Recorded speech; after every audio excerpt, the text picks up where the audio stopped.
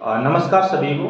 जैसा कि मैं आपको आज आप लोगों को बताना चाहूँगा, आज का हमारा टॉपिक है ROI।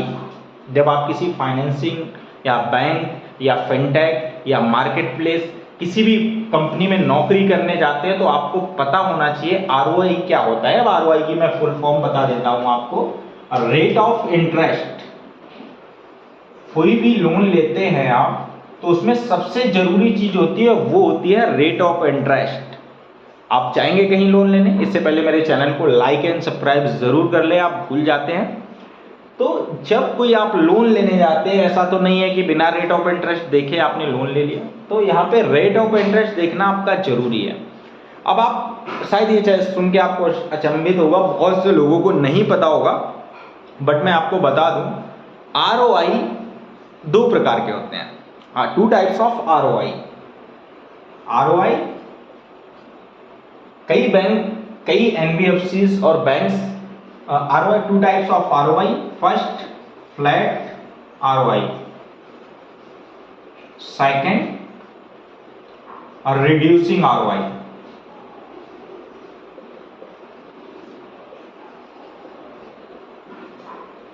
शायद कुछ आपको समझ आ रहा होगा कि फ्लैट और रिड्यूसिंग दो प्रकार के होते हैं ROI। ठीक है। अब फ्लैट का मतलब है, पहले क्या है फ्लैट, पहले मैं आपको समझाता हूं फ्लैट ROI क्या है। फ्लैट ROI है, अब ये हो गया फ्लैट ROI। अब फ्लैट ROI का मतलब है कि अगर मैं आपको बहुत इजी वे से समझाऊं तो उसका मतलब ये है कि जब आप लोन लेते हैं, सपोज दैट आपने 1,00,000 रुपए का लोन लिया, लोन अमाउंट है आपका 1,00,000 रुपए का। फ्लैट जो ROI होता है हमेशा प्रिंसिपल अमाउंट पे लगता है, प्रिंसिपल अमाउंट जितनी आपने ली है। तो यानी ये 1,00,000 रुपए जो हो गई आपकी, ये हो गई प्रिंसिपल अमाउंट। अब आपने 1,00,000 रुपए लोन लिया है। अब सपोज दैट आपका इंटरेस्ट रेट जो है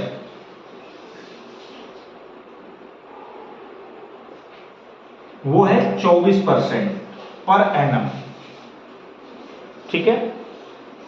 अब जब आपने 1,00,000 रुपए का लोन लिया है और आपका है 24% पर एनम इंटरेस्ट रेट है। अब मैं यहां पे आपको बता रहा हूं फ्लैट इंटरेस्ट रेट।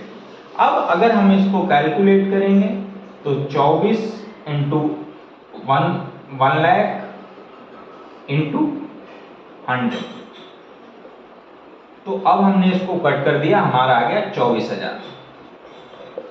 यानी कि अगर आप 1,00,000 रुपए का लोन लेते हैं और फ्लैट लेते हैं तो कितना होगा आपका 24,000। मतलब एक बार में 1,00,000 पे आपका इंटरेस्ट लगा दिया गया कि आपका 24,000 हो जाएगा, आपको 1,24,000 रुपए वापस करने हैं। ठीक है। तो यानी आप अगर 1,00,000 लेते हैं और फ्लैट इंटरेस्ट रेट है तो एक ही बार में लोन पे लगा दिया जाएगा, यानी 1,00,000 का 24% सीधा सीधा 24,000 हो गया। यानी प्रिंसिपल अमाउंट जो आपका मूलधन है उस पे लगा दिया जाएगा, यानी 1,00,000 के 1,24,000 आपको वापस करने हैं। ठीक है। क्या समझ आया कि आपको फ्लैट इंटरेस्ट रेट एक ही बार में लगता है, जो कि प्रिंसिपल अमाउंट यानी हिंदी में बोले तो मूलधन पे एक बार में इंटरेस्ट लगता है। जैसे कि हमारे यहाँ जो साहूकार या वो होते हैं वो जैसे लेते हैं वैसे ही। ठीक है। अब इसके बाद मैं आपको बताऊंगा रिड्यूसिंग क्या होता है। ठीक है। अब ये तो हो गया आपका फ्लैट ROI। आप चाहे तो लिख सकते हैं और इसको समझ सकते हैं, इससे इजी भाषा नहीं हो सकती, बहुत इजी तरीके से समझाया मैंने आपको।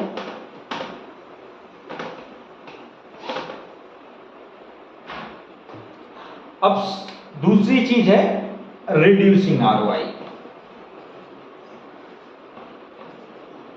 Reducing ROI। अब रिड्यूसिंग ROI क्या है ये आपको शायद देखने से ही पता लग रहा होगा, और अगर मैं वैसे बात करूं तो बचा हुआ मूलधन, मतलब बचा हुआ जो पैसा है उस पे लगता है। सपोज दैट जैसा कि आपको मैंने बताया कि फ्लैट इंटरेस्ट रेट होता है तो एक बार में ही उस पे इंटरेस्ट लग जाता है, एक ही बार में पूरी अमाउंट पे इंटरेस्ट लगा दिया। अब रिड्यूसिंग अमाउंट आया। अब रिड्यूसिंग ROI क्या है, सपोज दैट आपने 1,00,000 रुपए का लोन लिया ठीक है। अब चलो हम महीने के हिसाब से ले लेते हैं, इसमें आपको बहुत ईजी रहेगा। 1 लाख रुपए का लोन लिया, आपका महीने में आपका मंथली 5% है, कितना हो गया? अगर हम किसी बैंक से लेते हैं रिड्यूसिंग आरओआई पे दे रहा है तो चलिए हम ईयरली ले लेते हैं, ईयरली आपको रिड्यूसिंग आरओआई पे दिया, सपोज दैट आपका कितना है? 12% है, ठीक है। सपोज दैट आपका 12% है, 12% भी छोड़ दीजिए, सपोज दैट आपकी पहली ईएमआई है वो 5000 की है, ठीक है। 12% के हिसाब से अगर हम लेंगे तो 12% में एक महीने का हुआ, कितना हुआ आपका? एक महीने का 1% हो गया, यानी 1 लाख रुपए का 1% कितना हुआ? तो महीने में हो गया। अब सपोज दैट आपकी 1000 रुपए की इंटरेस्ट है और प्लस आपकी 4000 प्रिंसिपल अमाउंट है। सपोज दैट एक महीने में, महीने के मान लेते 5000 रुपए की ईएमआई है, आपकी पहले महीने की ईएमआई है जो 5000 रुपए है, तो 1 लाख में से 5000 गए, कितने बचे? 95000।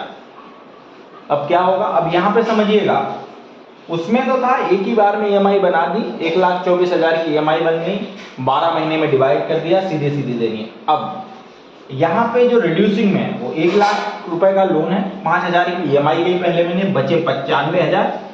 अब जो इंटरेस्ट लगेगा वो 1 लाख पे नहीं लगेगा, उसमें एक ही बार कैलकुलेट होता है, उसमें एक बार कैलकुलेट नहीं होता। इसमें अब जो इंटरेस्ट बचा है, 11 महीने बचे हैं, उनमें कितने के लगेगा? 95,000 के हिसाब से लगेगा। अब 95,000 में से एक ईएमआई और चली गई 5,000 की, सपोज दैट, तो बचा यहाँ पे 90,000। फिर जो इंटरेस्ट लगेगा वो 90,000 पे लगेगा, यानी कि ये रिड्यूस होता है। तो फ्लैट जो इंटरेस्ट रेट होता है, फ्लैट में एक ही बार लगता है, रिड्यूसिंग में जैसे जैसे आप ईएमआई पे करते जाते हो इंटरेस्ट कम होता जाता है। फ्लैट में 1 लाख का 24,000 रुपए इंटरेस्ट बना, तो 1,24,000 को 1,24,000 को 12 में डिवाइड कर दिया, 12 में डिवाइड कर दिया, ठीक है। तो इस हिसाब से आएगा। लेकिन अगर आपका रिड्यूसिंग आरओआई है, तो रिड्यूसिंग आरओआई में 1 लाख रुपए का लोन है, 5,000 गया, 95,000 पे ब्याज लगेगा, 95,000 में से 5,000 और चली गई, फिर 90,000 पे ब्याज लगेगा, 90,000 में 5,000 और चले गए, 80,000 पे लगेगा। रिड्यूसिंग में ये रहता है। तो फ्लैट और फ्लैट आरओआई और रिड्यूसिंग आरओआई में अगर आप जानना चाहेंगे कि बेस्ट कौन सा रहता है, तो जो रिड्यूसिंग बेस्ट रहता है।